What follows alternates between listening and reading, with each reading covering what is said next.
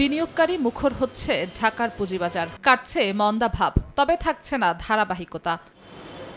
গেল সপ্তাহে দৈনিক লেনদেনের হিসাব বলছে প্রথম দিন লেনদেন ছাড়িয়েছে ১১০০ কোটি টাকার ঘর, যা গত এক বছরের মধ্যে সর্বোচ্চ। তবে পরের ৩ কার্যদিবসে টানা কমেছে লেনদেন। দ্বিতীয় দিনে ২০০ কোটির বেশি কমে লেনদেন হয়েছে ৯১১ কোটি ৭৩ লাখ।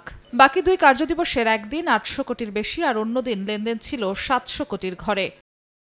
এদিকে আগের ২ সপ্তাহের ঊর্ধ্বমুখী প্রবণতা ধরে রাখতে পারেনি প্রধান সূচক। সপ্তাহ ব্যবধানে ৩৫ পয়েন্ট হারিয়ে প্রধান সূচক নেমেছে ৫,৪০৮ পয়েন্টে। তবে ০.৪% বেড়ে বাজার মূলধন দাঁড়িয়েছে ৭,১৫,০৭৯ কোটি টাকায়।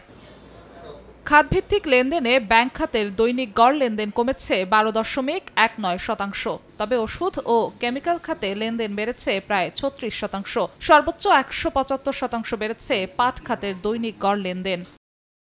দাম বৃদ্ধির তালিকায় শীর্ষ ৫ কোম্পানির মধ্যে ৪টি সবচেয়ে ভালো মানের এ ক্যাটাগরির আর একটি রয়েছে বি ক্যাটাগরির। আর দাম কমতির তালিকায় শীর্ষ ৫ কোম্পানির মধ্যে এ ক্যাটাগরির ৩টি ও বি ক্যাটাগরির ২টি কোম্পানি রয়েছে। ঢাকার শেয়ারবাজারে লেনদেন কমার সঙ্গে বাড়ছে শেয়ার শূন্য বিও অ্যাকাউন্টের সংখ্যাও। শেয়ারবাজারে হিসাব রক্ষাকারী সরকারি প্রতিষ্ঠান সিডিবিএল এর তথ্য, সপ্তাহ ব্যবধানে শেয়ার শূন্য বিও অ্যাকাউন্টের সংখ্যা বেড়েছে ৭১১টি। জিনাতারা জশোয়া, সময় সংবাদ, ঢাকা।